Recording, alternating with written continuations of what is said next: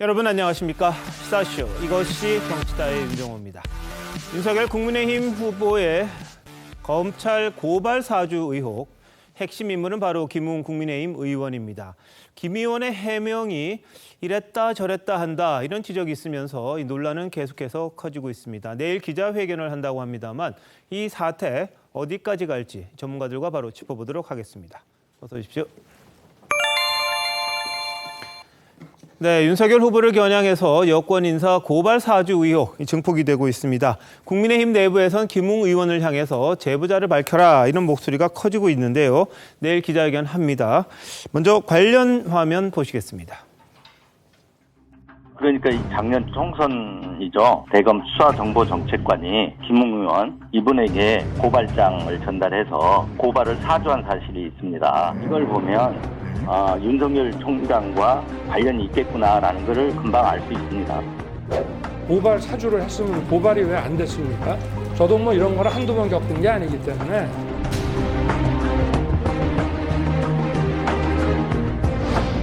수사정보정책관은 총장의 수족이나 다름이 없고 총장이 지시했다고 보는 게 합리적이지 않겠습니까? 윤석열 전 검찰총장과 손준성 담당관 사이에는 그 이상의 관계가 저는 있었다고 생각합니다.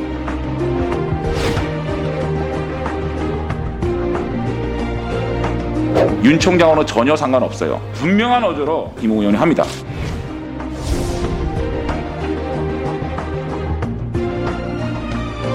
이 사건의 키는 역시 김웅 의원이 갖고 있는데요. 말이 좀 명쾌했으면 좋겠어요.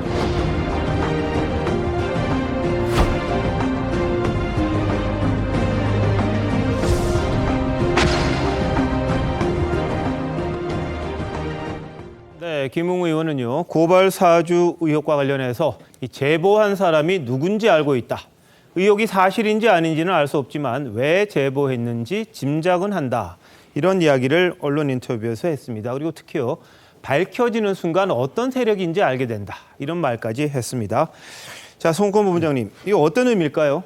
일단 이 핵심은 두 가지죠. 하나는 고발 사주가 실제로 있었는지 네. 그 부분이고 고발 사주가 있었다면은 윤석열 후보가 알고 있었는지 또는 모르고 있었는지 이것이 하나 있고 또 하나는 제보자가 있습니다. 제보자가 어떤 목적과 의도를 가지고 제보를 했고 누가 제보를 했으며 이 사안인데 그런데 이 제보자가 이 김웅 의원이 그 고발장을 건네줬다는 네. 그 건네받았다는 그러니까 당 관계자라고 지금 이야기가 나옵니다. 그 제보자가 이 인터넷 신문에서도 이것을 보도한 언론사에서도 국민의힘 관계자라고 이야기를 했고 또 김웅 의원도 비슷한 이야기를 했는데 그래서 이 같은 동일인입니다. 지금 제보자와 김웅 의원에게서 그 고발장을 넘겨받은 제보자가 동일인이기 때문에 이 제보자가 누군지가 밝혀진다면은 여러 가지 의문점들이 많이 풀릴 수가 있는 상황인데 지금 정가에서는 뭐 여러 사람 몇 사람 이름이 막 나오고는 있어요. 근데 뭐 그 어느 사람 특정하기는 어려운데 아마 내일 김웅 의원이 내일 오전 9시 반에 이것과 관련한 기자회견을 한다고 하니 이 기자회견에서 가장 핵심적인 부분이 그럼 제보자가 누구고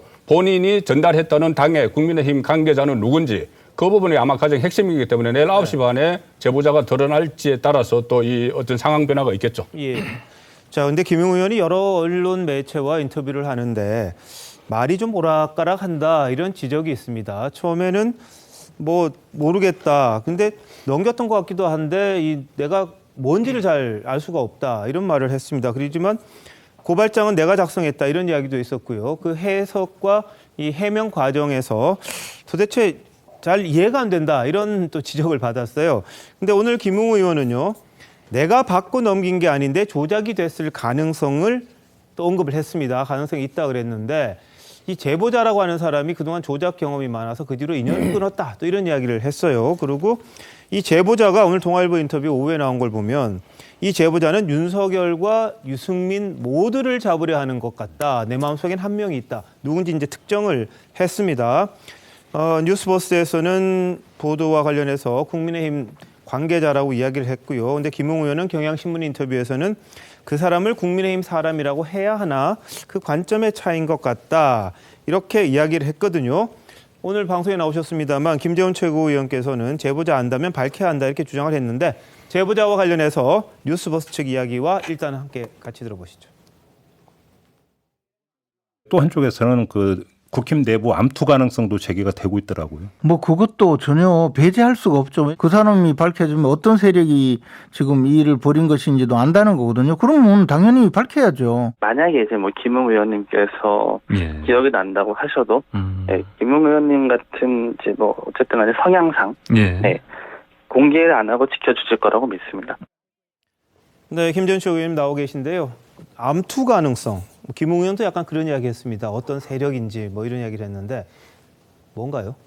아니 저것은 이제 뭐 다양한 가능성을 묻는 과정에서 나온 이야기인데요. 저희들이 사실 뭐 제보자라든가 이 사태의 전말에 대해서 아는 것이 없거든요. 더군다나 김웅 의원이 계속 말을 바꿔가면서 처음에는 자신이 전혀 관여하지 않은 듯이 이야기하다가 그 다음은 고발장을 자기가 일부는 썼다고 하다가 그 다음에는 자기는 받은 것을 넘겨줬다가 하다가 이제는 지금 윤석열과 저 유승민 둘을 잡으려고 한다. 그리고 조작 전문가다. 뭐 이렇게 하면서 계속적으로 지금 말을 바꾸고 있어서 그 틈에 이제 나오는 이야기가 특정한 한 사람이 있는데 그 사람이 제보자이고 그 사람을 밝히면 어떤 세력이 뒤에 있는지를 밝힐 수 있다. 뭐 이런 이야기를 계속하기 때문에 뭐 저런 이야기를 잘 들으면 캠프끼리 암투인가라고 생각할 수도 있다는 그런 의미인데요.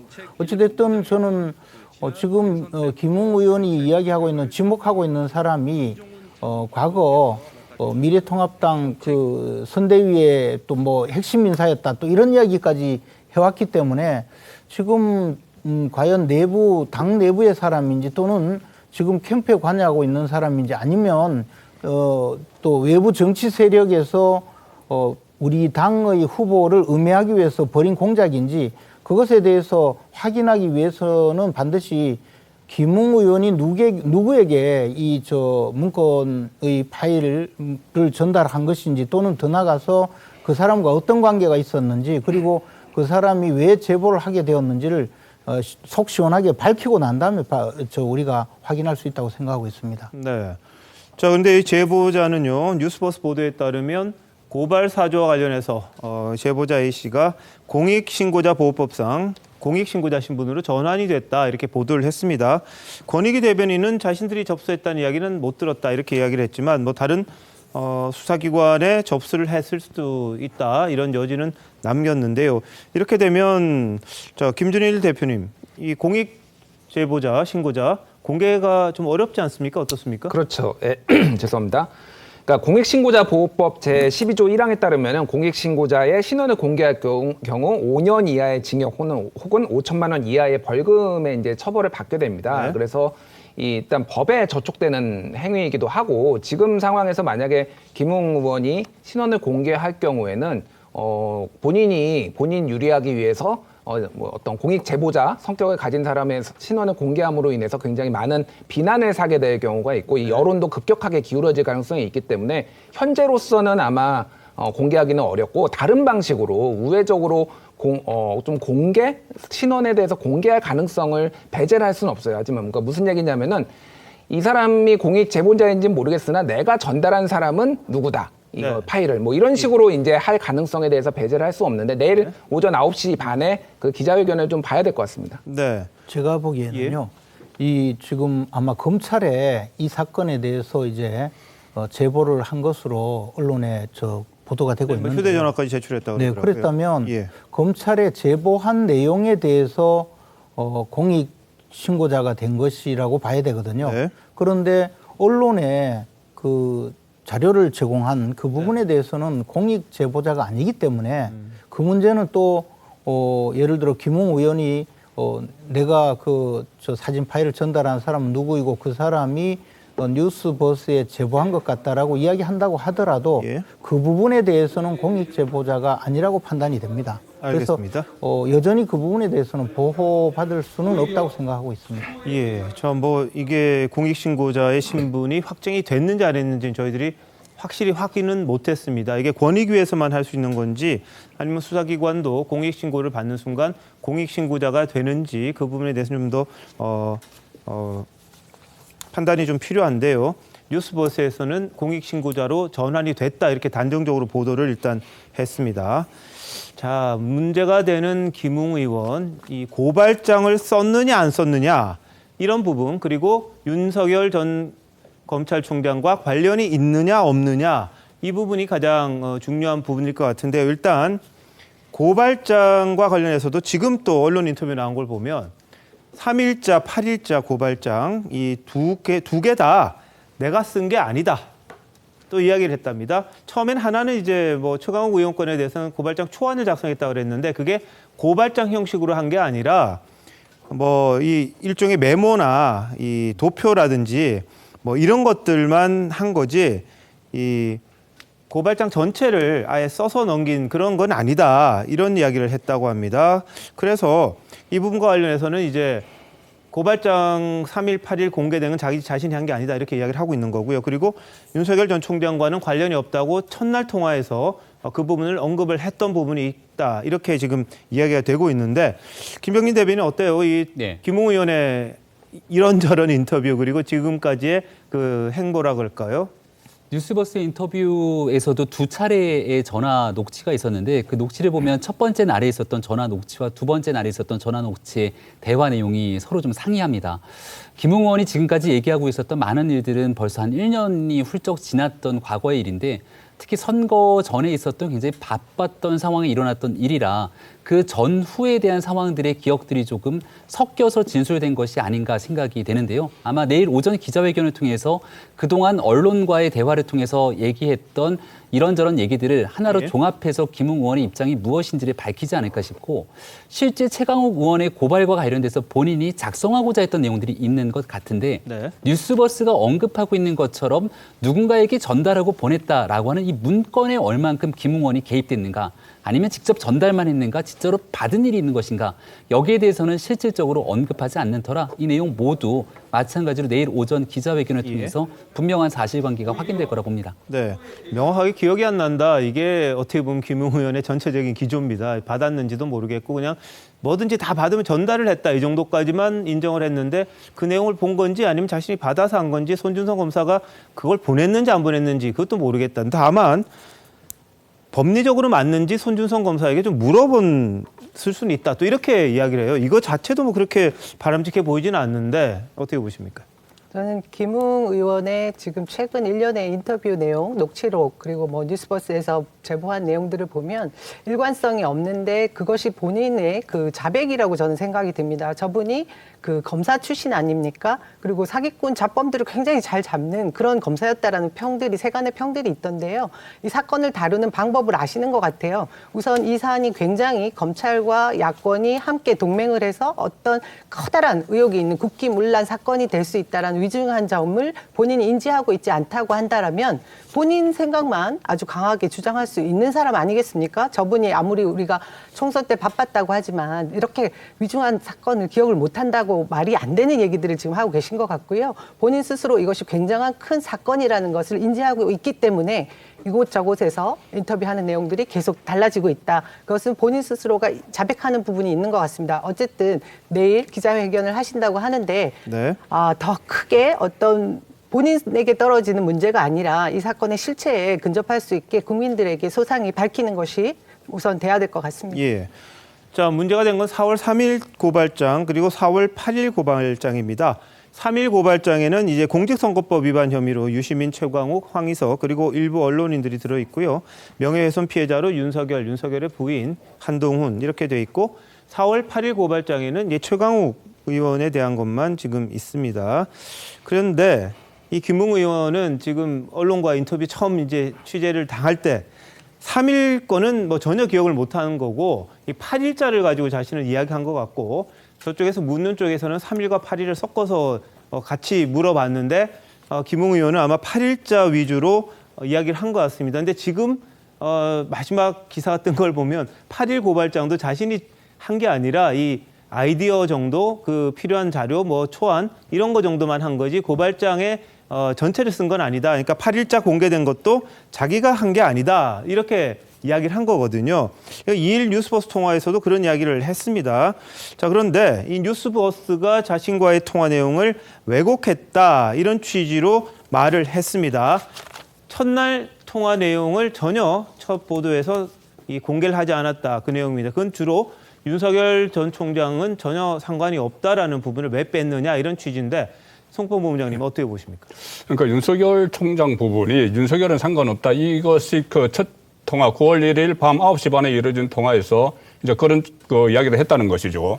그리고 거기서 특히 본인이 그 부분은 모르고 그 9월 그 4일 것은 모르고 9월 8일 것은 본인이 최강욱 그 대표에 대해서는 이 처음 문제를 제기한 사람이 자기이기 때문에 내가 거기에 대해서는 내가 만들었다 이렇게 이야기를 했는데 이 상황이 두 가지가 상당히 중요한 건데 그것을 뉴스포스에서는 첫 기사에서 빠졌어요. 첫 기사에서 빠지고 그 다음날 9월 2일 날 통화한 것만 했고 9월 2일 통화한 녹취록만 지금 홈페이지에 공개를 했거든요.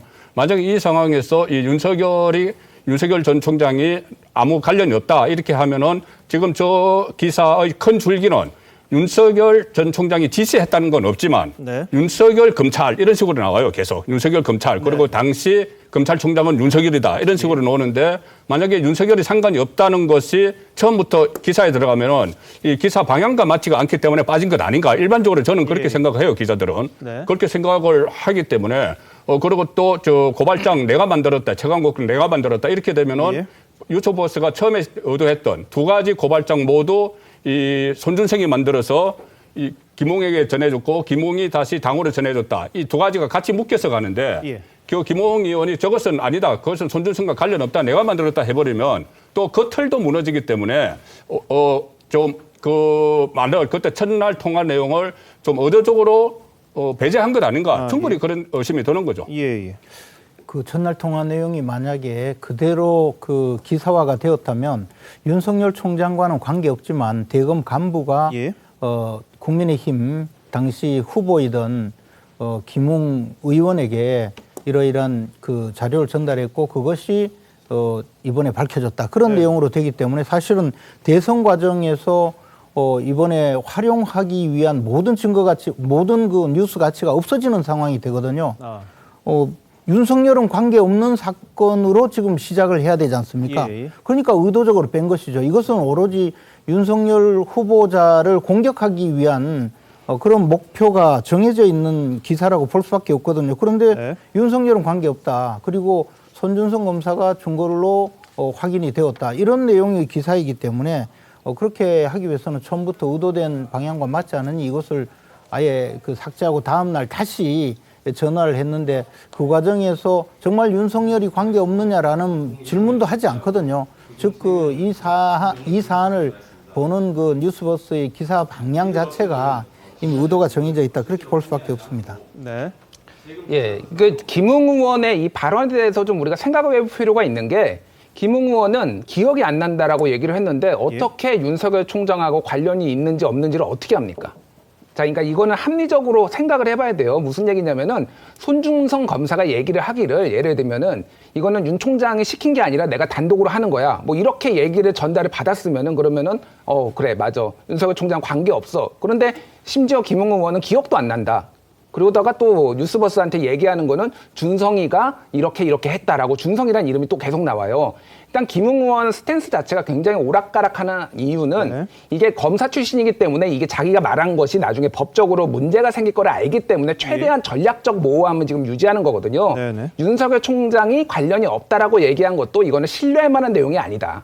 기본적으로. 그러니까 알 수 없습니다. 아직은. 그러니까 그거는 알 수 없지만은 지금 이거를 가지고 큰 의미를 부여하는 것은 좀 과도하다라고 봐야 될 것 같아요. 자, 그런데 윤석열 총장과 관련이 있으면 그 정도는 기억을 했겠죠. 그래서 기억을 못하는 게 아니라 그건 알든지 아니면 거짓말이든지 그런 부분이 되지 않을까 싶은 생각이 좀 드는데요. 그러니까 방금 전에 말씀 주셨던 게 합리적인 추정과 의심 아니겠습니까? 그러니까 여기에 대해서 김웅 의원의 말이 오락가락하고 있는 일이기 때문에 윤석열 후보와의 관계성에 대해서 입증하기 어려운 것 아니냐라고 주장하고 계십니다. 그런 의미이기 때문에 뉴스버스의 보도가 문제가 있는 거예요. 왜냐하면 뉴스버스의 첫 번째 보도는 김웅 의원과의 전화통화 녹취를 기본 바탕으로 해서 윤석열 검찰이 이 실질적인 전달 과정들을 김웅 의원이 얘기했던 내용들 사실을 특정을 짓고 얘기를 하거든요. 김웅원의 발언이 첫날 녹취와 둘째 날 녹취에 대해서 일관성이 없고 오락가락했던 내용들을 보고 있다면 뉴스버스의 보도가 성립될 수가 없는 상황입니다. 그렇기 때문에 더더군다나 사실관계 확인을 위한 추가적인 노력이 있어야 되는데 그런 노력 없이 윤석열 검찰이 고발을 사주했다라고 특정을 짓기 시작하는 내용들의 김웅원의 발언들을 썼기 때문에 첫째 날과 둘째 날의 녹취가 중요하다는 얘기가 거듭 나오게 되는 상황이다 말씀드립니다. 예, 자 그래서요, 이 장제원 의원이 어제 국회 법사위에서 이 뉴스버스 보도의 문제점을 지적을 했습니다. 통화 내용 일부를 의도적으로 누락한 것 아니냐 이런 문제를 제기했고 뉴스버스는 오늘 반박했습니다. 보시죠. 뉴스버스에서 김웅 의원과 9월 1일 날 최초 통화를 했습니다. 분명한 의도로 김웅 의원은 고발장은 자신이 만들었다. 윤 총장과는 전혀 상관없어요. 이렇게 분명한 어조로 김웅 의원이 합니다. 도대체 뉴스버스는 뭐가 두려워가지고 김웅 의원의 최초 통화 녹취록을 공개 못하는 겁니까? 그래서 찌라시라는 겁니다. 이래서 날조됐다는 겁니다. 이래서 공작이라는 겁니다. 뉴스버스 다 까십시오. 장난치지 말고. 저는 그냥 내용이 없어서 김웅 의원이 그때 당시에 대구에서 서울로 기차 타고 올라오시는 길이었고요. 술도 마셨다고 하시더라고요. 굉장히 당황을 많이 하셨거든요, 그날. 무조건 다 아니다.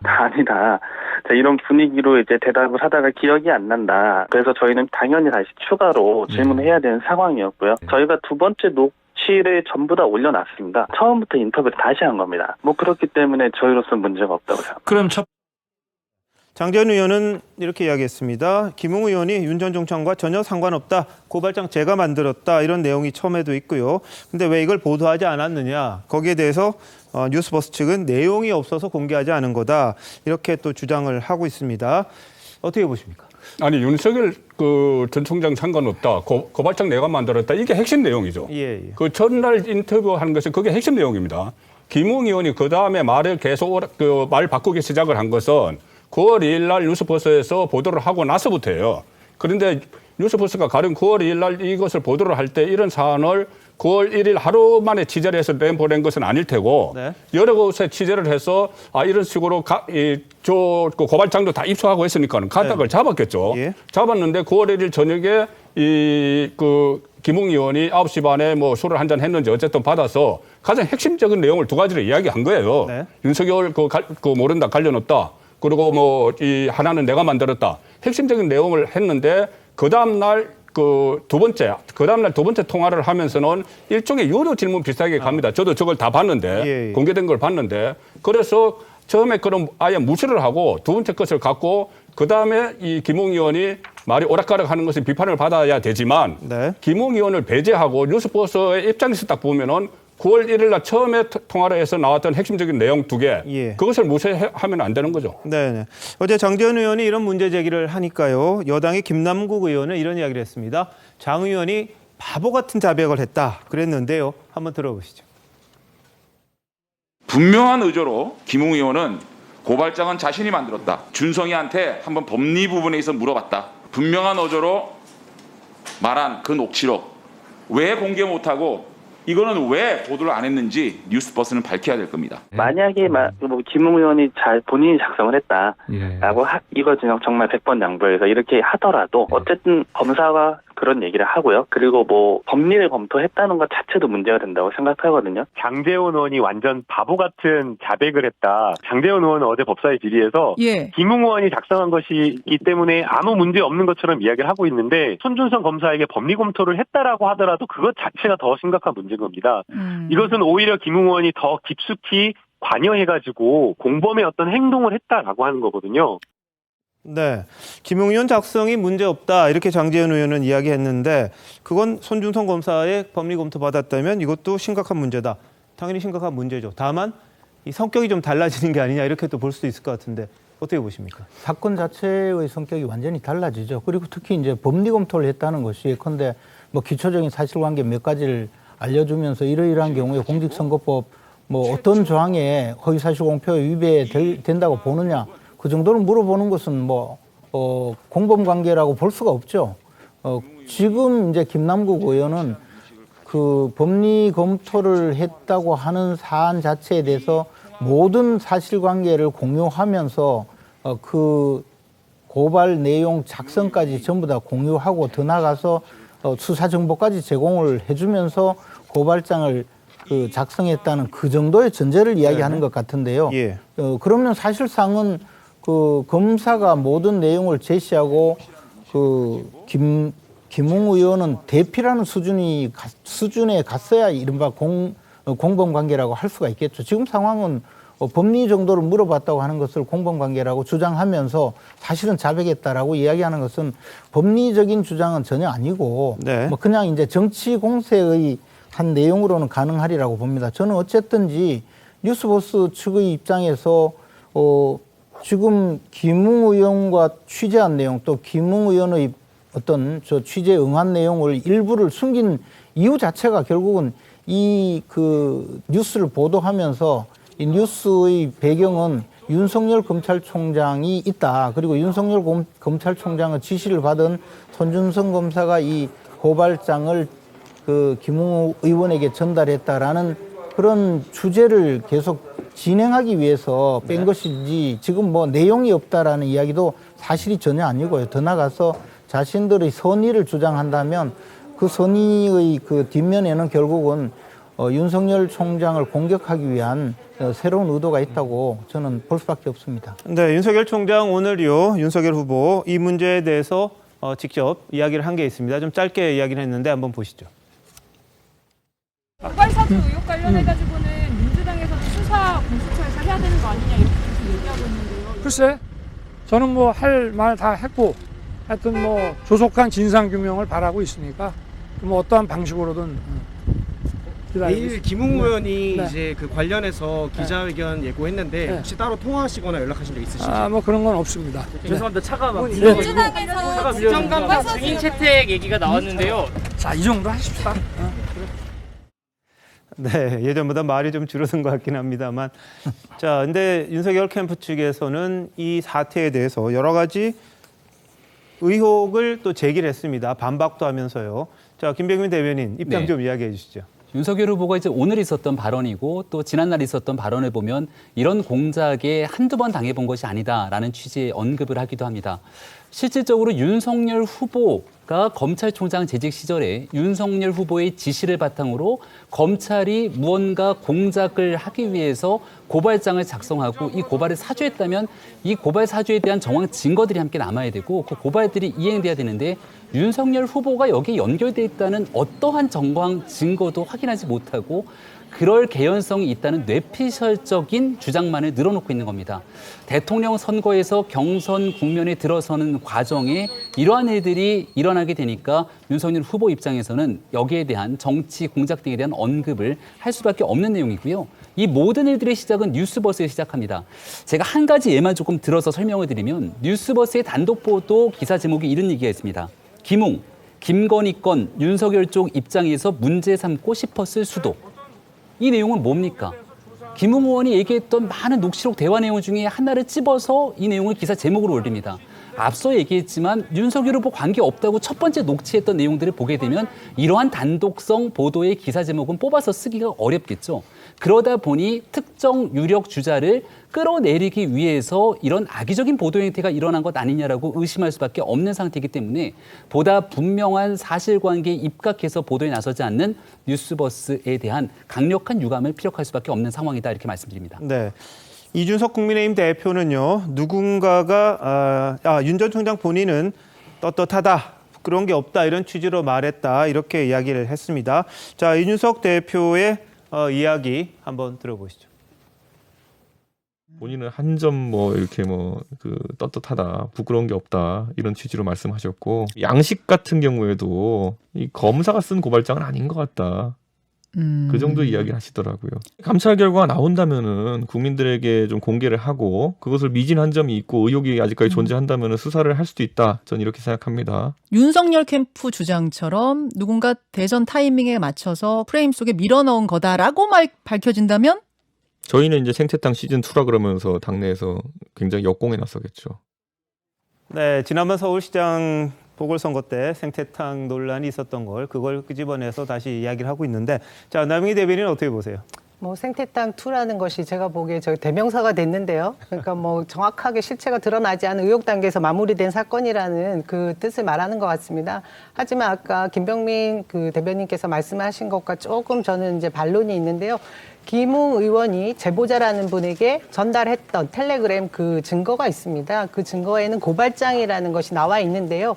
이 고발장에 지금 현재 열린민주당의 대표인 최강욱 대표의 고발장이 거기 나와 있습니다. 거기 보면 그 김웅 후보였죠. 당시에 미래통합당 후보가 받았다라는 그 고발장에 쓰여 있던 최강욱 지금 현재 대표의 생년월 앞자리가 주민등록 앞자리가 68년 03월로 시작되는 것이 있는데 막상 정작 고발이 된 당시에도 그것과 똑같은 서류로 잘못 오기된 것까지 복사가 된 것이 사실 저는 제가 볼 때는 빼도 박도 할 수 없는 청부 고발의 증거라고 생각하거든요. 이 부분은 조사가 이루어져야 될 것 같고요. 네. 김웅 의원이 계속 오락가락 말하는 이유 중에 하나는 본인이 살고자 하는 것이라는 생각이 듭니다. 근데 이 전체적인 것을 제가 정리를 한번 해보면 손준성 수사정책관에게 책임을 일부분 전가하고 또 언론 보도한 언론의 책임을 조금 전가하고 또 한 가지는 당직자가 본인이 그때 당시에 미래통합당 당직자에게도 일부 줬다라는 말로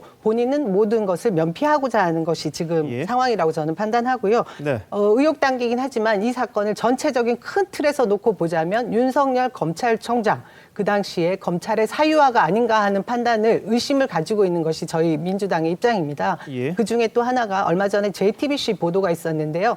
JTBC에서는 윤석열 전 총장 측의 입장을 대변하면서 어떤 말을 했냐고 하면 윤석열 후보가 전혀 그 검찰총장 당시에 자신의 처와 장모에 관한 정보들을 수집해서 대응하려고 하는 것에 관여하지 마라, 일체 관여하지 마라는 말을 했다고 합니다.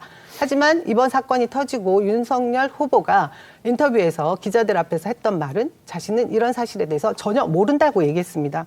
이 두 가지의 말만 놓고 봐도 사실 굉장히 배치되는 부분이 많습니다. 그래서 저는 이것이 의혹 단계가 아니라 국민의힘에서는 대선 후보의 검증 차원에서 철저하게 당무 감찰을 통하든 다른 후보들이 검증 절차를 거치든 철저하게 우선 검증을 해야 될 것 같고요. 지금 또 뭐 검찰에서 손준성 지금 검사에 대해서 감찰을 한다고 하니 PC 등 휴대폰 포렌식을 통해서 빠르게 조사하면 맞습니다. 이런 의혹 단계가 좀 해소되지 않을까 하는 생각이 듭니다.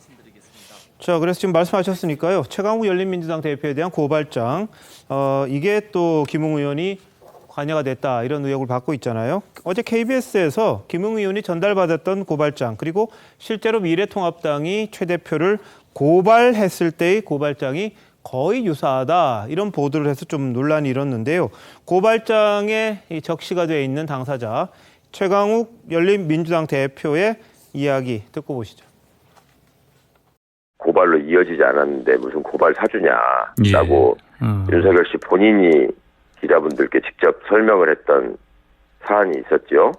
근데 실제로 고발로 지금 이어졌고 실제 고발장 전문이 드러나고 4월 8일 날 추가로 건넸다는 고발장이 8월에 접수된 고발장하고 그대로 일치한다는 것 그리고 그것이 오답을 베낀 시험지라고 많이들 표현하시던데 제 실제 주민등록번호와 다른 주민등록번호를 그대로 베낀 것들이 그대로 나와 있어서 정말 깜짝 놀랐습니다. 순서도 그렇고 내용도 그렇고 거의 완벽하게 같죠. 뭐 인용한 판례도 같고.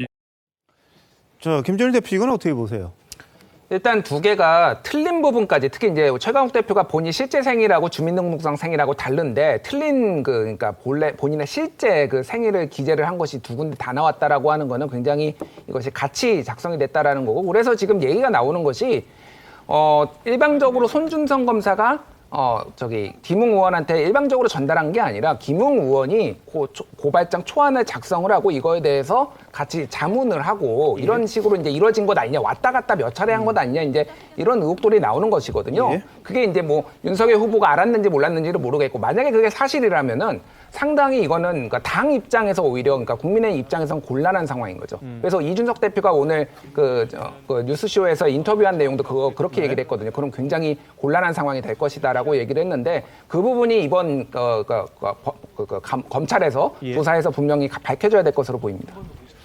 김웅 의원이 그 고발장 초안을 만들어줬다는 것은 본인이 어떤 문건으로 만들었다는 게 아니고 말이 좀 오락가락 하기는 하지만은 지금 마지막에 이야기한 것은 이렇게 저렇게 이런 상황이기 때문에 최강욱 그 대표가 그 공직선거법을 위반을 한 것이라는 걸 이 글씨를 쓰면서 법사위원에게 설명을 해줬다는 것이죠. 그것을 초안으로 가지고 8월 달에 이것을 똑같은 내용을 가지고 고발을 했다.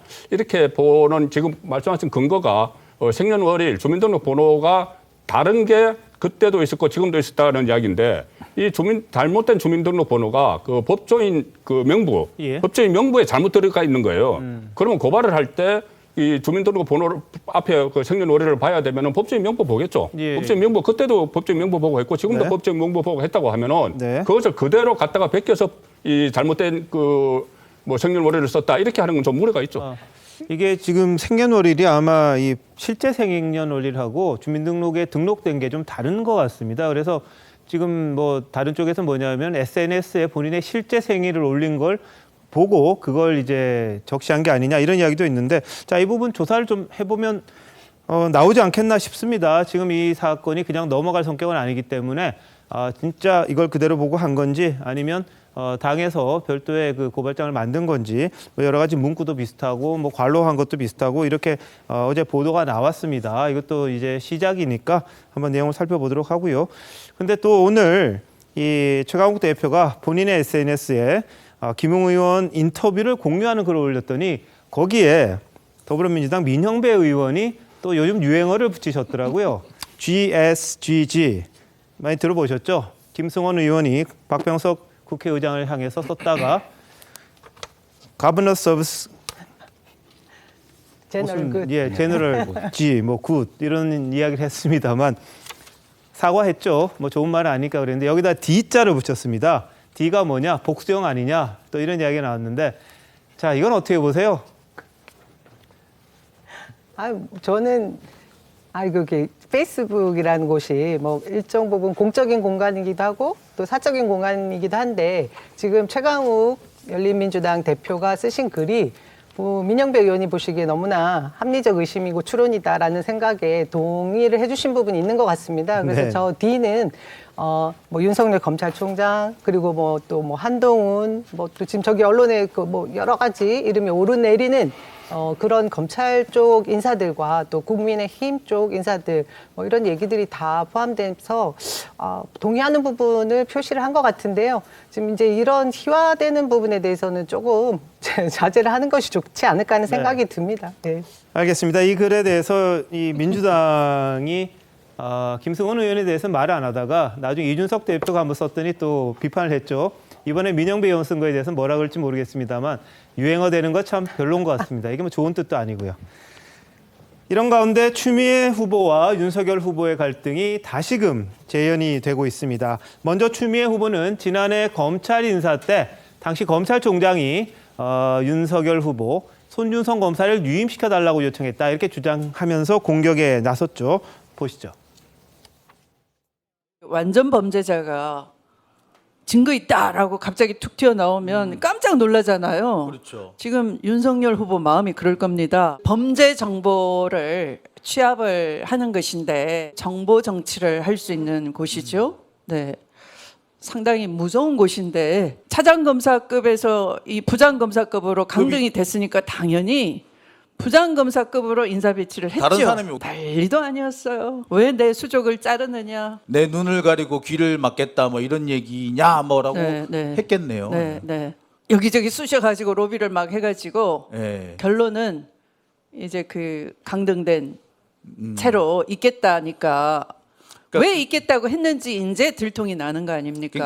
근데 본인 의사가 아니고 총장의 의사였다고. 윤석열 총장의. 거기에 여러 그러니까 모의 작당한 증거물이 잔뜩 있었는데 그 증거물 창고 아니겠어요? 그걸 내놓기가 싫었던 거죠. 철저하게 이 범죄 조직 같은 심보로 있었던 거예요. 네, 자 추미애 후보는 아주 단정적으로 이야기를 했습니다. 완전 범죄자라고 이야기를 했고 뭔가 이렇게 도모하던 게 있었기 때문에 강등된 채로 그냥 있는 걸 원했다 이런 이야기를 했는데 자 김병민 대변인 캠프 입장은 어떻습니까? 네, 메신저의 신뢰도가 굉장히 떨어지기 때문에 추미애 장관의 얘기를 과연 어떻게 받아들여야 될지 보시는 국민들과 시청자분들께서 판단하실 거라고 생각합니다. 추미애 전 장관도 지금 대통령 후보로서 선거를 뛰고 있는 상황이죠. 경선 과정에 아마 가장 뉴스의 주목도를 높일 수 있는 게 윤석열 후보를 끌어들여서 제2의 추윤 갈등처럼 뭔가 대립각에 서는 모습을 세우는 것이 아닌가 뭐 이런 생각이 강하게 들기도 합니다. 근데 실제로 많은 분들께서 다 기억하고 계신 것처럼 추미애 전 장관이 취임하고 난 다음 검찰 조직의 인사를 수요일 밤의 대학살이라고 불릴 정도로 윤석열 전 총장과 가까웠던 인사들을 한 집으로 보냈던 일들 많이들 기억하실 겁니다.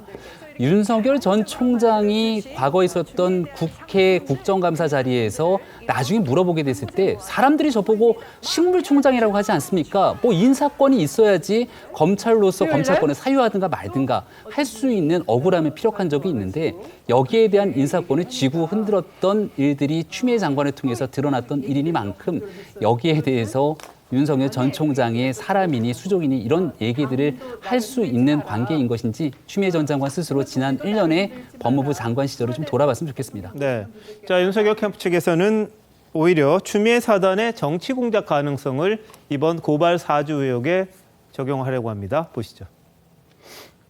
어떤 의미에서 공작이라는 건가요? 저희로서는 작년 채널A 사건을 떠올리지 않을 수가 없습니다. 검언 유착이다 해서 온통 떠들다가 1년 넘게 재판을 했고 그래서 드러난 게 지금 대체 뭐가 있겠습니까? 소위 말하는 정치 공작, 즉 권언 유착으로 드러난 거 아니겠습니까? 이 일이 여권발이라고 생각하시는 겁니까? 윤 캠프에서는? 왜냐하면 추미애 사단의 정치 공작이라는 표현도 등장했기 때문에. 그럴 가능성이 충분히 있다는 얘기죠. 저희는 네, 여기에 대해서 추미애 후보 측에서는 제2의 추윤 갈등으로 위기를 모면해보려는 수작에 불과하다 이렇게 또 반박을 했습니다. 아, 추윤 갈등이 참 계속해서 이어지고 있군요. 남영희 대변인 어떻게 보셨어요? 조금 전에 이제 우리 김병민 대변인도 그렇고 지금 라디오 인터뷰를 하셨던 그 윤 대변인도 윤석열 후보 측 대변인이지 않겠습니까? 그쪽에서는 추윤 갈등이라고 하는 그 명제를 다시 끄집어내고 싶어 하는 것은 제가 보기에 이 사건의 물타기다 그런 생각이 듭니다. 사실 지금 아까 메신저에 대한 신뢰도가 굉장히 떨어진다고 하면서 추미애 전 법무부 장관을 말씀을 하셨는데요. 제가 기억하는 한 검찰개혁에 있어서 혹독한 시련을 겪으면서 끝까지 혼자 외롭게 싸우신 분이 추미애 전 법무부 장관이라고 하는 것에 최근에 이런 일련의 윤석열 검찰총장 사태, 이 지금 상황들을 보면서 많은 사람들이 추미애 전 장관이 옳았다라는 그런 얘기들을 많이 하고 있습니다. 그것이 지금 말씀하시는 최초의 단계가 제가 볼 때 조국 전 법무부 장관에 가해졌던 수많은 수사와 기소 그리고 언론 보도들 그 무소불위의 검찰 권력들에 의해 자행된 것들 때문에 많은 사람들이 검찰개혁을 부르짖었고요. 그 이후에 새로 법무부 장관에 취임하시고 계속해서 또 검찰 제 식구 감싸기에 희생양이 됐다라고 말씀하시고 계시는 추미애 전 법무부 장관 아니겠습니까? 누구보다 지금 일어나는 이 사건들에 대한 내막들을 큰 그림으로 세밀하게 보고 계신 분이라고 저는 생각을 하는데요. 그런 점에 있어서 지금 자신 있게 그 당시 상황들을 말씀하고 계신 것이지 이것이 결코 대선 주자로서 1등 야당 주자와 본인이 지금 우리 민주당에서 한 3위 정도에 차지하는 그 위치에서 하는 이야기는 절대 아니라고 저는 생각하고요. 이것은 국민들이 검찰개혁을 본인이 부르짖었던 그 원인이 그리고 본질이 무엇인가를 알아달라는 그런 얘기라고 저는 생각합니다. 네. 자, 이런 가운데 추 후보가 자신의 휴대전화 다 공개할 테니까 윤석열, 김건희, 한동훈, 손준성, 김웅 다 휴대전화 제출해라. 이렇게 제안을 했습니다. 어떻게 보십니까?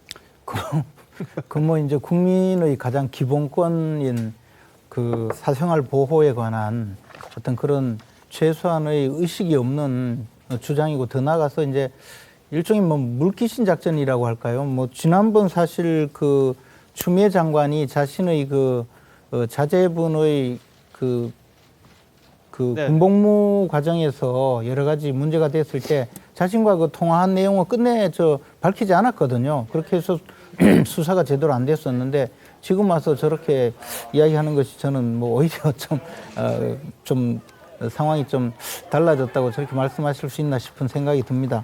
지금 상황에서 저는 이제 추미애 장관이 나서서 개인적으로 주장을 한다고 해서 뭐 새로운 사실이 밝혀지거나 또는 그 주장이 국민적인 공감대를 얻으리라고 생각하지는 않지만 추미애 장관이 배치해 놓은 많은 이제 검사들이 지금 현재 이제 대검과 또 서울중앙지검 그 수사 라인을 장악하고 있는데요. 지금 사실은 이제 추미애 사단의 검사들이 그 윤석열 검찰총장 또 지금 손준성 검사 등을 그 수사 또는 감찰을 통해서 이번 사건에 대해서 그 조사를 하게 될 것이거든요.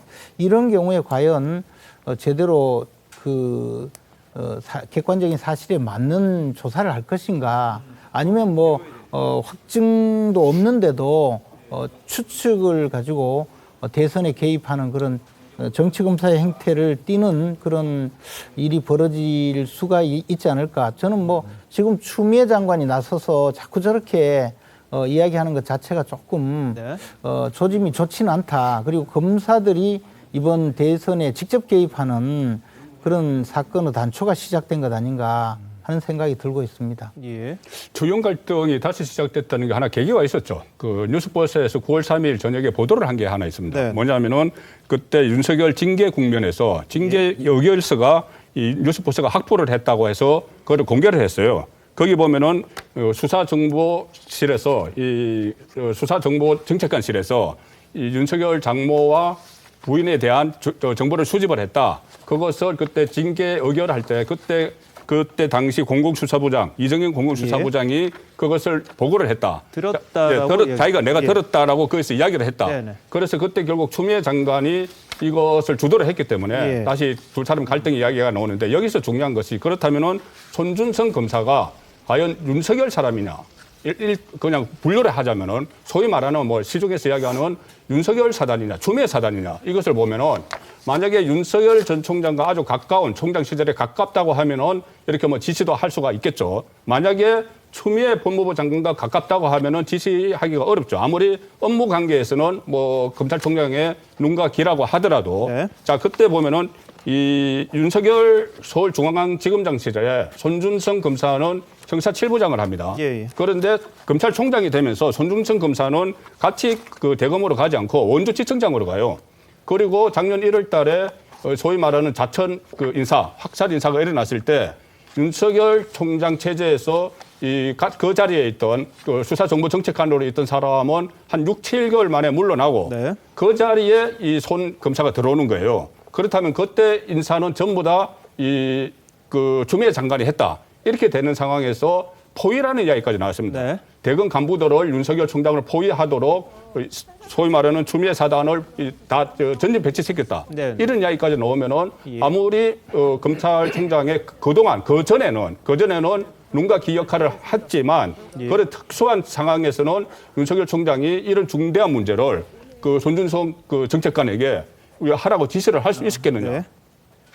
알겠습니다. 자, 손준성 검사는 그런데 나중에 징계위에서는 윤 총장 입장에 진술을 했던 걸로 알려져 있습니다. 그리고 뭐 추미애 전 장관은 일면식도 없고 인연도 없다. 무슨 사단이냐. 또 이렇게 반박을 하고 있는 그런 상황입니다. 그런데 일반적으로 언론에서는 윤석열 사단, 뭐 추미애 사단 이렇게 분류를 좀 했었죠. 인사의 내용과 수준에 따라서 분류를 하기도 했습니다만 그것과는 무관하다는 게 여하튼 추 장관의 입장인데 그 손준성이 과연 누구냐 이런 걸 또 따져봐야 이번 사건에 또 이 해결책이 되지 않을까 싶습니다. 나중에 윤석열 그 징계 국면에서는 그 윤석열 전 총장의 입장을 들었죠. 그랬죠. 그때 조남관 대검차장과 같이 그렇게 입장에 섰는데 2월 달에 인사 발령을 받고 이것은 4월 달에 일어났기 때문에 그 전에 일이죠. 네, 알겠습니다.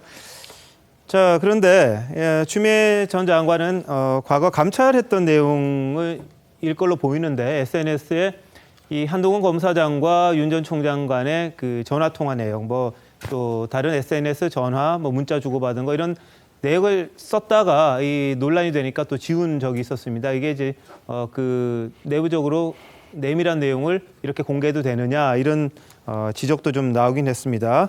자, 이런 가운데 추 후보는 한 검사장의 휴대폰 포렌식 다시 한번 언급했습니다. 비밀번호 빨리 내놔라. 그거 못해서 지금 난리 아니냐. 민주당 의원들도 이번 의혹을 풀려면 휴대전화 비밀번호를 빨리 알아야 된다. 이렇게 이야기를 했는데 들어보시죠.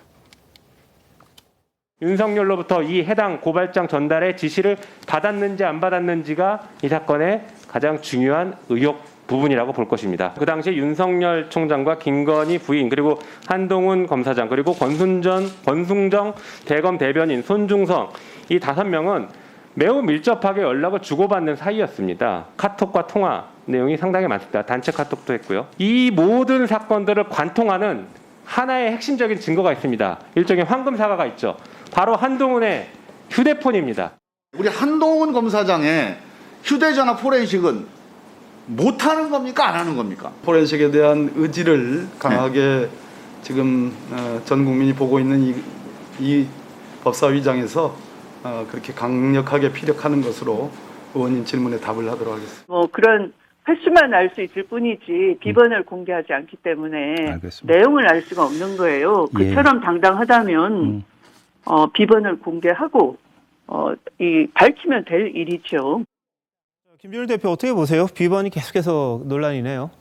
일단 그러니까 그 명예를 훼손당했다라고 하는 그 고발장에 있는 사람이 지금 윤석열 총장 부인 김건희 씨 그리고 뭐 이제 한동훈 검사장이잖아요. 그럼 왜? 그러니까 만약에 이제 윤석열 총장으로부터 지시를 받지 않아서 단독으로 손준성 검사가 했다고 하더라도 거기에 왜 한동훈 검사장이 들어가 있느냐? 라는 거를 이제 우리가 생각을 해보고 의심을 해볼 필요가 있는 거죠. 그러면 한동훈 검사장으로부터 뭔가 이제 긴밀하게 얘기를 했거나 이 부분에 대해서 그렇다 보면은 이거를 이제 의혹을 풀 열쇠로 한동훈 검사장 얘기가 나오는 거고, 그러니까 검언유착이 이제 뭐 법원에서 1심에서는 이제 사실이 아니다라고 이게 얘기가 나왔지만은 심각한 취재윤리 위반이 있었고 여러 가지 문제점이 있었던 건 사실이잖아요. 그러니까 근데 당시에 한동훈 검사장 입장에서는 매우 억울하다라고 이제 느꼈을 가능성이 있는 거예요. 그러니까 이것에 대해서 고발을 좀 해달라라고 갔을 가능성 이런 것까지 폭넓게 보려고 한다라면은 이제 포렌식 얘기까지 나오는 거죠, 그러니까.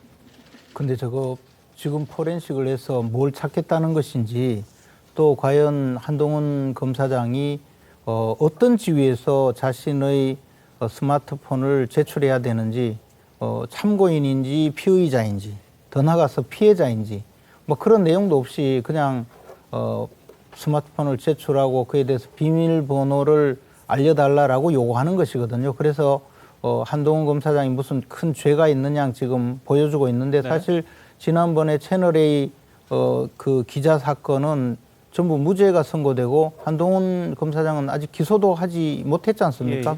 어떻게 보면 공권력의 피해자이고 더 나아가서 그 범죄 혐의자로 많은 비판을 받는 바람에 사실은 명예훼손뿐만 아니라 국민으로서의 가장 그 기본권 전체가 침해된 사람인데 이제 와서 또 그 스마트폰을 제출하고 포렌식을 하자 이렇게 이야기하는 것 자체가 저는 공권력이 달려들어서 국민의 한 사람에 대해서 엄청난 인격적인 그 모욕과 인격적인 그 침해를 하고 있다.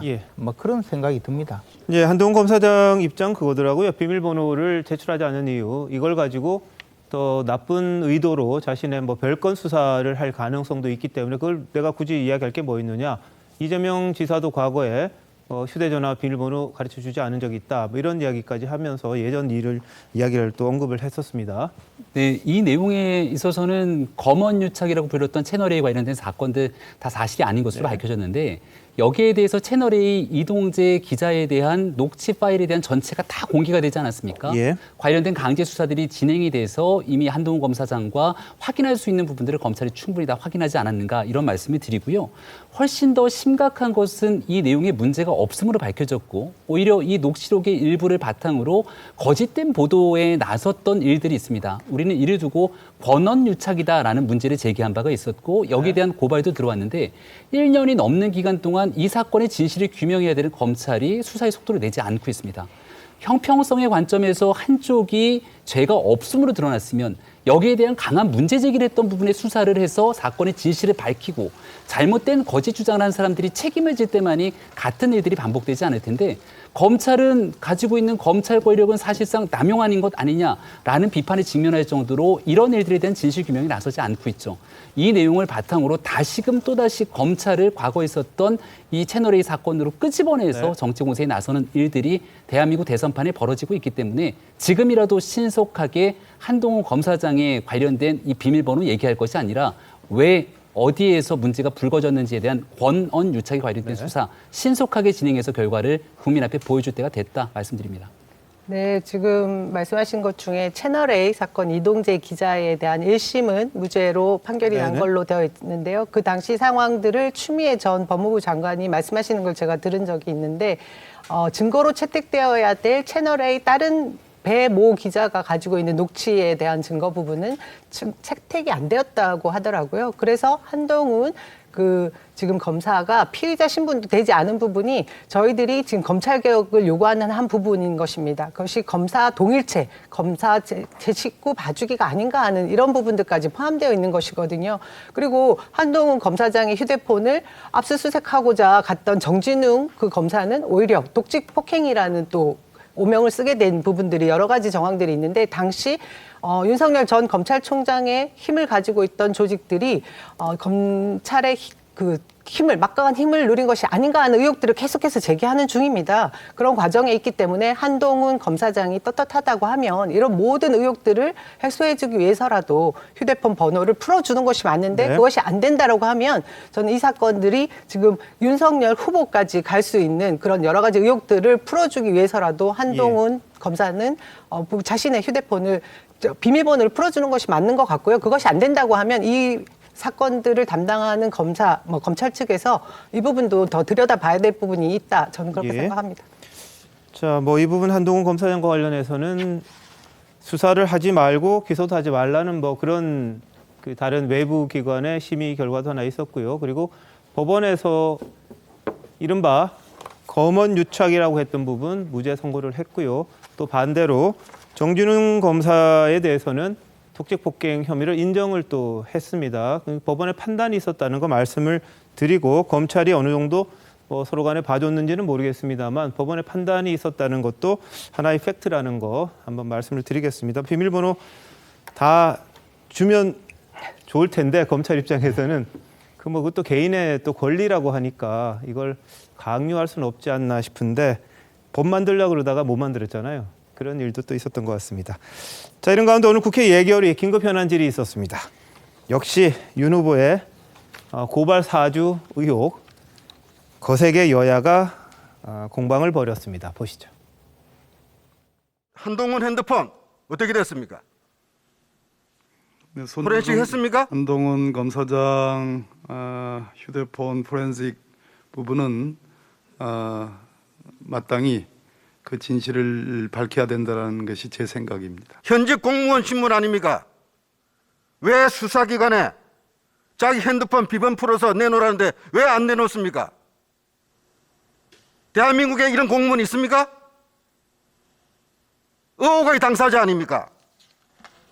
한동훈 고발 사주 의혹이 났을 당시에 그 시기에 한동훈과 윤석열 전 총장의 부인 김건희 9차례 통화했고 그 후에 332회 통화했습니다. 아니 일개 검사가 왜 검찰총장의 부인하고 이렇게 통화를 합니까? 핸드폰 까고 소명을 해야 될 거 아닙니까? 법무부 장관으로서 관할 검찰 공무원에 대해서 이렇게 해도 됩니까? 왜 방치하고 있습니까? 의원님의 걱정을 충분히 알고 있습니다. 그래서 손준성은 수사할 겁니까? 아니면 조사할 겁니까? 현재의 감찰에 준하는 진상조사가 충분하지 않다는 판단, 그것을 조만간 내려야 될 것 같고요. 한계가 있다면 수사로 전환될 필요가 있습니다. 그 고발장 누가 작성했습니까? 김웅 의원 본인이 자기 입으로 자기가 작성했다 그럽니다. 윤석열 후보와 무슨 상관이 있느냐고 물으니까 그쪽하고는 아무 상관이 없다고 얘기를 합니다. 손준성 검사. 그 사람은 그 내용 전면적으로 부인합니다. 포렌식이나 다른 감찰 조사나 수사를 통하면 다 드러날 그런 일들을 그렇게 번듯하게 얘기할 수 있겠습니까? 그러니까 이 내용들이 공작의 냄새가 나고 누군가 기획했다는 냄새가 나는 거예요. 제대로 확인되지 않은 사실을 마치 국민들에게 확정된 사실인 양 덮어씌우는 이 내용. 그런 발언들에 대해서는 위원장께서 제지를 해주셔야 됩니다. 네, 예산을 다룰 예결위 역시 또 여야 간의 공방으로 얼룩지고 있습니다. 정치 공방이 뭐 없을 수는 없습니다만 실체를 좀 더 명확하게 밝히고 그다음에 이제 좀 공방이 있었으면 좋겠는데 여하튼 목소리는 커졌고요. 근데 박범계 장관이 또 예결위에서 수사 필요성 강조를 했습니다. 특히 어제 법사위원회에서도 이제 손준성 검사가 윤 후보와 가까운 것 그 이상이었을 거다 이렇게 또 이야기를 하는 바람에 논란이 됐는데 한번 보시죠. 손준성의 유임을 윤석열 총장이 강력하게 요청했었다. 저걸로 봐서 윤석열 총장이 손준성 씨를 굉장히 아꼈다라는 진술이 있거든요. 저 비슷한 경우가 저에게도 있었습니다. 수사정보정책관은 검찰총장과 과거 범정까지를 포함해서 뗄래야 뗄 수 없는 말 그대로 직할 최고 가장 가까운 관계입니다. 네, 그렇습니다. 그걸 넘어서서 윤석열 전 검찰총장과 손준성 담당관 사이에는 그 이상의 관계가 저는 있었다고 생각합니다. 추후 진행 경과에 따라서는 법무부와 대검에 의한 합동 감찰 등 추가적인 조치를 고려하겠습니다. 추미애 학살로 평가받는 인사를 통해 지방으로 뿌려졌다. 이른바 윤석열 사단으로 꼽혔던 한동훈, 박찬호, 이원석, 부산, 제주, 수원으로 자천됐고 그 자리에 심재철, 배용원, 이정수, 추미애랑이 들어섰다. 다 아는 얘기입니다. 그런데 공공수사부장한테 고발하라고 윤석열 총장이 지시해요? 사주해요? 청부해요? 지나가는 어처구니가 없었고. 네, 어떻게 보셨습니까? 이 파문이 나중에 뭐 진실이 어떻게 드러나냐에 따라서 윤석열 총장이 타격을 받을 수도 있고 네. 오히려 또 이것을 기획한 측이 있다면 기획한 측이 역풍을 맞을 수도 있어요. 예. 그런데 지금까지 상황은 기획한 쪽이 여건이든 야건이든 기획한 쪽이 어디대로 좀 가고 있다. 예. 왜 그러냐면은 이것이 예결위에서까지 저렇게 정치 공방이 일어나면서 이 지금 대선 중국 막 들어간 상황에서 국민의힘 경선 막 들어간 이 상황에서 뭐 가령 예를 들어서 윤석열은 합동 감찰의 대상이다 이런 이미지가 막 씌워지고 있지 않습니까? 그런데 실제로 이 뉴스포스 보도를 보면은 윤석열이 이것을 다 주도했다는 거는 거의 없습니다. 예. 윤석열 검찰 이렇게 이야기하고 그 당시 검찰총장 윤석열이라고 하고 주로 그 텔레그램에 나왔던 손준성 이름만 계속 이야기를 해요. 네네. 그리고 손준성을 주어로 해서 이 공작적 정치 개입 이렇게 이야기를 하고 검찰권 사유화 이렇게 이야기합니다. 그리고 윤석열을 직접 이야기한 건 이 정도입니다. 김건희 씨 부인 김건희 씨가 포함이 됐으니까 그렇다면은 이 고발장을 사주한 주체가 윤석열 전 총장님을 시사한다. 이 정도까지만 나오거든요. 네네. 그런데 이제 이것을 놓고 윤석열이 주체가 된 것처럼 그 여건에서 계속 공세를 벌이니까 이것이 논쟁거리가 되고 예결위까지 이렇게 다 덮쳐버리는 이 상황을 일단 의도한 쪽에서는 기획안 쪽에서는 의도한 대로 가고 있지만은 그 결과가 어떻게 될지는 모르는 거죠. 알겠습니다. 가장 중요한 부분이 손준성이라는 사람이 그럼 과연 윤 전 총장과 어떤 관계냐 이것도 좀 꼭 밝혀져야 될 부분일 겁니다. 만약에 정말 눈과 귀다 뗄 수 없는 관계고 뭐 그 이상의 그 관계다. 그렇다면 이 부분에 대해서 이제 지적할 부분이 있겠습니다만 아직까지 그게 드러난 건 없기 때문에 이 부분도 굉장히 중요한 포인트라는 거 앞으로 드러날 부분이 있겠죠. 그걸 가지고 또 저희들이 이야기를 해보도록 하는데 국회에서 또 자주 보이는 게 도돌이표입니다. 박 장관 어제 윤한홍 의원과 질의하면서 서로 언성도 높였는데 제가 아는 윤한홍 간사님은 그러지 않으셨지 않습니까? 이런 말을 했습니다. 과거 많이 들어보신 것 같은데 한번 보실까요? 장관님 지금 이 자리에 여당 의원으로서 앉아 있습니까? 장관으로서 앉아 있습니까? 질문하십시오. 예? 질문하세요. 근데 이 인터넷 뉴스 전부 의혹 기사를 가지고 장관은 계속해서 가정적으로 답변하고 그리고 진상규명 얘기하는데 지시를 누구한테 합니까? 한동숙 감찰부장이에요. 그렇죠? 제 기억으로는 윤한홍 의원이 아니 질문 잠깐 들어봐요. 언제나 내 말 들어봐요. 잠깐 질문을 잘 하시는데요. 아니 잠깐 들어보세요. 자 한동숙 감찰부장이 이 감찰을 다릅니다. 담당하게 되겠죠?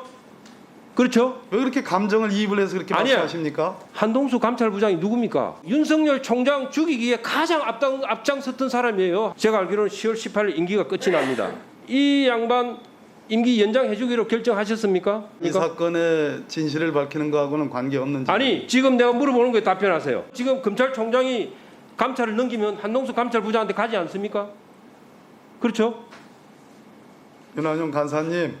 자, 그래서 간사님, 제가 아는 윤한홍 간사님은 이러지 않으셨는데. 가만히 있으세요.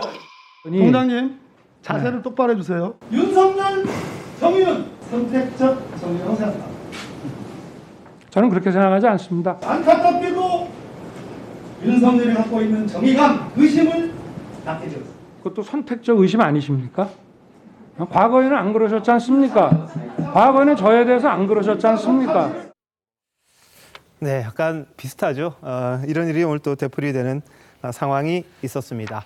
자, 국회에서 이런저런 이야기 나옵니다만 이 진실에 대해서 내일 김웅 의원 정확하게 자신의 기억을 최대한 더듬어서 밝혀야 할 겁니다. 그리고 거기에 따른 여러 가지 문제나 의혹 이런 부분에 대해서는 또 책임질 건 책임지고 해야 할 것 같습니다. 내일 기자회견 저희들 좀 상당히 관심 갖고 지켜본다는 거 꼭 알았으면 합니다. 다음 이슈 여야 대선 후보들의 움직임입니다. 자, 국민의힘 대선 후보들은 오늘 정책 공약 발표회를 열었는데 이재명 민주당 후보가 주 대상이었습니다. 보시죠. 경기도당에 가보니까 참 옛날하고 달리 분위기가 많이 달라졌어요. 경기도의 차베스를 잡을 사람이 본선에 가서 누가 잡을 수 있겠습니까? 경기도의 차베스를 잡는 사람은 제가 생각하기에 홍준표가 제일 낫지 않느냐 그런 생각입니다. 무엇보다도 저는 민주당에 강합니다. 저는 민주당이 가장 두려워하는 후보입니다. 이재명 후보가 가장 두려워하는 사람이 유승민 후보라 그러는데 그 이재명 후보 말을 믿습니까? 저는 하여튼 아마 유승민 후보하고 붙으면 이길 자신이 확실히 있기 때문에 그런 말을 하는 게 아닌가 싶고요. 네, 자 이재명 후보가 역시 아무래도 강한 상대다 보니까 자신들의 경쟁력을 이렇게 이야기를 하고 있는데 저 남은희 대표는 어떻게 들으셨어요? 지난 저희 더불어민주당 충청권 개표 결과가 오늘날 국민의힘 정책 발표회까지 영향을 세게 미쳤네요. 이미 이재명 후보가 대세론으로 자리를 잡긴 한 것 같습니다. 그런 1위 주자에 대한 공격을 그 상대 후보가 누가 적합한가에 대한 질문인 것 같은데 제가 듣기에는 반갑게 들리고요. 예. 어쨌든 뭐 경쟁 상대로 누가 될 수 있냐에 대한 얘기는 중요하기도 하지만 공약이 어떤 것이 나와서 민생에 도움이 되고 국가 비전의 발전 도움이 되는지에 대한 얘기들이 좀 더 많이 포함됐으면 좋겠다는 생각이 드네요. 알겠습니다. 자, 지금 뭐 과반 득표를 하셔가지고 지금 이런 말씀하시는데 이제 시작에 불과합니다. 아직까지 10% 정도 됐나요? 이번 주말 넘어가면 한 20% 이상 공개가 될 것 같은데 시작에 불과하다는 거 말씀드립니다. 다른 후보님들도 가능성이 충분히 있다는 거 말씀을 드리겠습니다. 네, 맞습니다. 공정하게 해야 되니까요. 네. 자, 근데 국민의힘에서는 지금 본경선 여론조사를 둘러싸고 또 논란이 있습니다. 민주당 후보를 상대로 누가 더 적합하다고 보느냐를 할 거냐, 누가 더 경쟁력이 있다고 하느냐 이런 문구 가지고 지금 논란이 될 가능성이 크다. 지금 역선택 방지에 대해서는 배제를 했습니다만 이 부분이 최종적으로 또 논란이 될 거다 이런 이야기가 있는데요. 자, 김재현 최고위원님 어떻게 보십니까? 전 뭐 개인적으로 우리가 이제 10월 5일 이후에 그 4명의 후보자를 선출해서 그 4명 후보자가 11월 5일 투표를 하게 되는데요. 그때 네. 여론조사를 하면 이미 민주당은 그 대선 후보가 정해져 있거든요. 예. 그럼 그 정해진 대선 후보와 1대1로 누가 뭐 경쟁력이 있느냐. 예를 들어 우리 당의 후보와 그다음에 민주당의 후보가 누구가 경쟁력이 있느냐 또는 누구가 적합하냐 이렇게 묻는 것에 대한 차이를 여론조사 회사의 전문가들이 조금 이야기를 하는 것으로 알고 있습니다. 예. 그러나 제가 보기에는 1대1로 붙는 것 자체가 이미 그 상당 부분 역선택의 방지 또는 또 역선택의 그 접근 가능성을 좀 차단하는 가능성이 있고요.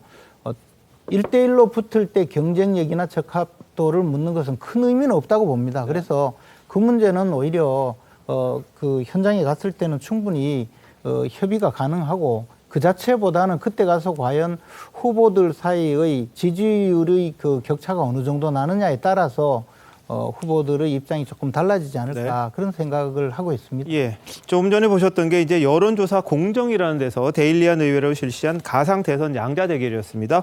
홍준표 후보의 수치가 좀 눈에 띄는 그래픽을 보셨을 텐데 굉장히 뭐 의외라고 생각하시는 분도 있을 거고 저런 흐름이 있을 거라고 생각하시는 분도 있을 텐데 하나의 여론조사로 그중에 하나로 보시면 좋을 것 같습니다. 아직 여러 가지 여론조사에서는 또 결과가 다른 게 있기 때문에요. 이런 조사도 나왔다는 거 저희들이 보여드렸고요. 자, 민주당의 이재명 후보 벌써 본선으로 시선을 옮기는 게 아니냐 이런 이야기가 나옵니다. 충청 지역에서 과반을 넘었기 때문에 본인도 예상했던 것보다 더 승리했다 이렇게 판단을 하는 것 같은데 어떤 내용인지 한번 보시죠. 저희 캠프뿐 아니라 다른 모든 후보들의 캠프가 또 후보들께서 본선 이후에 가장 중요한 선거 전략을 원팀이다 이렇게 확신하고 계실 거라고 생각합니다. 용광로 선대위를 만들어야 된다고 생각하고요. 네. 자, 이재명 후보의 이 본선, 그러니까 본선에서 과반을 득표를 못하면 결선 투표를 해야 되기 때문에 이게 좀 상당히 중요한 지점이다 이렇게 해석이 되는데, 자, 이건 김병민 대변인 한번 이야기해 주시죠. 네. 앞서가는 후보 입장에서는 가장 고민되는 지점이 이길 거는 확실한데 이기고 났을 때 팀이 분열되면 어떡할까에 대한 고민이 이재명 후보 측이 있지 않을까 싶습니다. 왜냐하면 여러 여론조사 수치들 중에서 만약에 후보가 정리되더라도 다른 후보를 지지했던 사람들이 같이 민주당의 이 선택된 후보를 지지할 거라고 보지 않는 여론조사의 흐름들이 많이 나타나기 때문에 그런데요. 네. 그렇기 때문에 더더군다나 압도적인 과반 득표를 이뤄내서 결선 투표까지 가지 않는 것이 이재명 후보 입장에서는 유리하다 이렇게 판단됐던 것 같은데 네. 저는 여기서 봐야 되는 굉장히 중요한 교훈이 하나 있다고 봅니다. 한때 지난번 9명에서 6명으로 줄이는 컷오프에서 이낙연 후보가 상승세를 보이고 있었는데 네. 그 상승세를 보이던 중요한 지점에 이재명 후보를 향한 네거티브 공세에 굉장히 오랜 기간 집중했거든요. 네네. 당내에서 네거티브에 집중했던 후보에 대한 결과가 이렇게 나왔다는 점을 국민의힘에서도 깊이 숙고하고 참고했으면 좋겠습니다. 윤석열 후보에 대해서 좀 안 했으면 좋겠다. 뭐 이런 생각이 좀 들립니다. 자, 그래서요. 이낙연 후보는 정말 긴급 회의를 했다고 합니다. 그리고 오늘 네거티브 중단을 선언했습니다. 지금 김병희 대변인 이야기한 것과 같은 맥락인데 한번 들어보시죠. 충청권의 투표 결과는 저에게 아픈 것이었습니다. 그 결과를 저는 겸허히 받아들입니다. 네거티브 선거로 오해받을 만한 일은 저도 캠프도 하지 않을 것입니다. 자, 김준일 대표, 실제로 좀 타격이 있었다고 보는 건가요? 그렇죠. 네거티브가 계속 이어지면서 이낙연 후보의 매력이라는 것들이 이제 좀 안정감 이런 것들인데 오히려 이낙연도 이를테면은 막 급하면은 네거티브도 하는구나 이런 것들이 있었던 거 하나가 있고요.